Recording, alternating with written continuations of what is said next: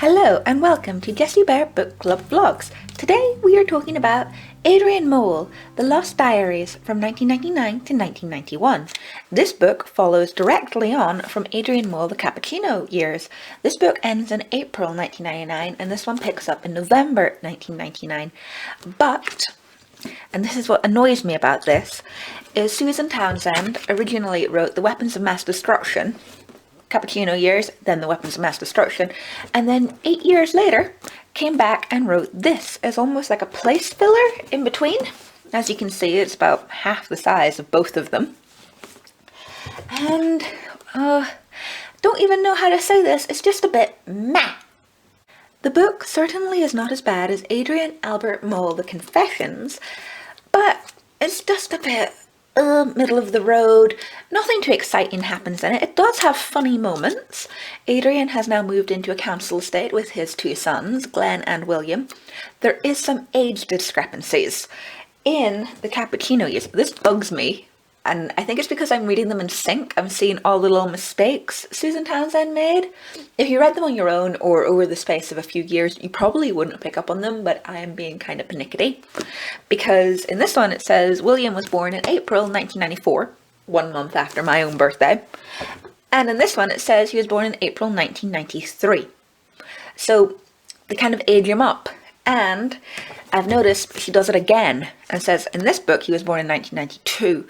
So it just, it's a bit annoying. I know she's probably doing it, you know, to speed up the story and things. It's just a bit irritating. This book also doesn't have diary entries, which are as long as they are in previous books, or that we are even used to. They're all quite short. I mean, I think very few of them are more than like a page and a half, which makes for fast reading, but isn't much plot development. She also skips chunks, like she likes to skip days in this book, I've noticed. Like, you know, you've got April the 2nd, April the 6th, whereas in most other Adrian Mole books they follow on really day after day.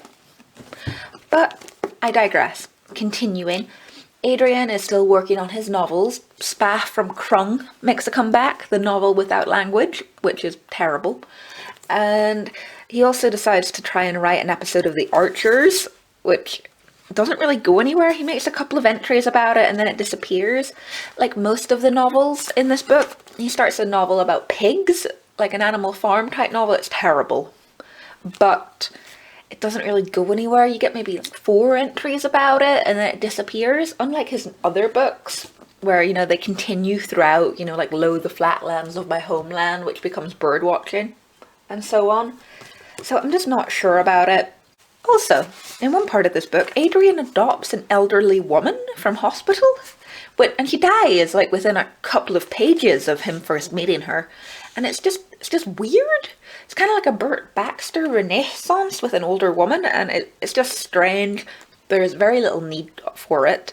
And also in this book, which kind of annoys me, is Adrian's parents don't really feature.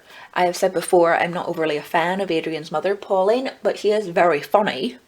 You know, she does do some horrible things, but they are funny normally. But she hardly features at all in this book, apart from getting arrested for destroying her own nativity scene, which has like David Beckham and Victoria Beckham and Brooklyn in the basket, you know, as Mary and Joseph and stuff. And Adrian's father in this book, the entire time, spends most of it in hospital with some sort of like super bug. And it's a bit, it doesn't really go anywhere. Another reason I am not overly fond of this book is it is, again, self-aware, like the True Confessions of Adrian Albert Mole were. There's a passage where he discovers that his diaries have been published by Sue Townsend, and I get what she's trying to do. It's trying to be, like, outside the box, break the fourth wall, whatever. It doesn't really work at all in this context, I feel anyway. Also, in this book, Adrian Mole describes Big Brother as a major social event in the UK. I can't see it as such. Even in hindsight, Big Brother was a bit dull. Also, there is no build-up to Adrian's obsession with Big Brother. It just appears out of nowhere. Like most things in this book, it appears for a page or two and then disappears for no apparent reason. In this book as well, Adrian starts going back to therapy for a short stint. I mean, again, it only lasts maybe 10 pages and he swaps therapists, and it's exactly what happened in the Wilderness Years. There's nothing new, nothing funny.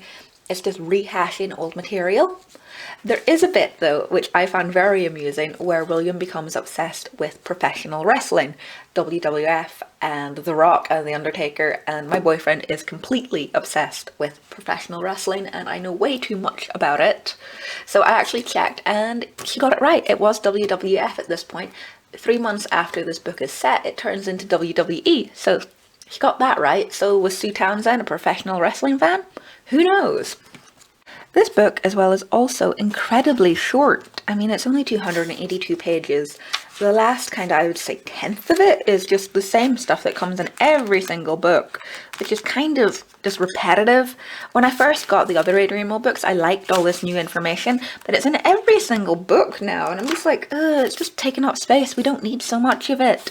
It's not a special thing if it's in every single book, and it's exactly the same stuff.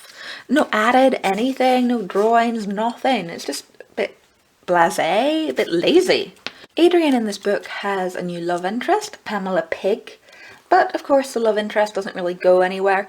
There is a funny bit where she has her first orgasm and there's an earthquake, like an actual earthquake, which is quite funny. Like that was quite amusing. But you know, there's not much else. Pandora doesn't make that many appearances in this book, but it kind of goes back to the status quo where Adrian's parents get back together and Pandora's parents get back together. But that's about it for The Lost Diaries of Adrian Mole 1999 to 2001.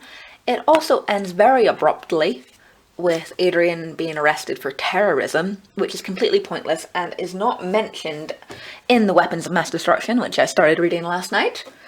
So it's a place filler. I wouldn't overly recommend it in the Adrian Mole series. It's just there. I suppose if you're a fan like myself, you'll probably read it. But apart from that, there isn't really much to say. I'm sure the Weapons of Mass Destruction will be much funnier.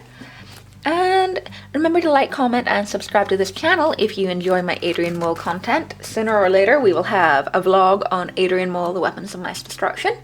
Bye!